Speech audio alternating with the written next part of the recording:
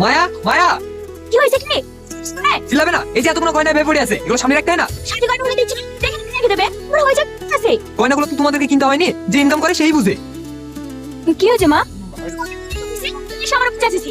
পুরো গয়নাগুলো কিনে নিয়েছি, এতে মান আর কি আছে? তোদের মামিকে কোনো কথা বলে শান্তি নাই। আমি এখন কি করলাম? আমার খিদে লেগেছে, একটু খেতে দিবা? তুমি হাত মুখ ধুয়ে আসো, আমি খাবার পাচ্ছি।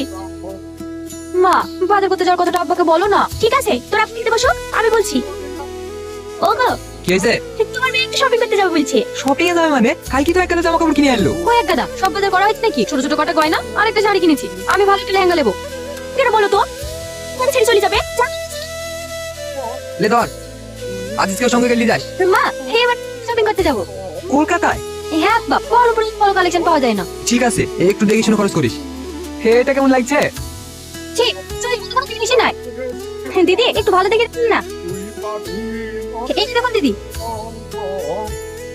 দেখো মা, এটা অনেক সুন্দর তাই না? হ্যাঁ, এটা বেশ ভালো। কিছু করতে হবে না, তাহলে এটা ব্যাক করে দেন। তোমরা বাইরের দিকে চলো, আমি বিলটা দিয়ে আসছি। স্যার, বিল ক্যাশে করবেন না কার্ডে? কার্ডে। ৭,৮০,০০০ টাকা বিল? হ্যাঁ বাবা, বলো। তোরা কি পুরো মল কিনে আনছিস নাকি? আমি কি করবো, ওরা মামি এতে তো সব বাজার করছে। ঠিক আছে, প্রতিদিন তাদের বাড়ি আয়। বাজার তো করা ছিল। ছিল বলো তো? আমি কি করবো বলো, আমার কথা কেউ লাই নাকি? ওদের যা ইচ্ছে তাই করে। ওইসব করে জিনিস আছে, করে দেয়। ওদের কথা ছাড়ো, তোমার মাকে ফোন করেছিলা? না, বলনি কালকে নিমন্ত্রণ করতে যাবো? রাতে ফোন করে বলে দেবো।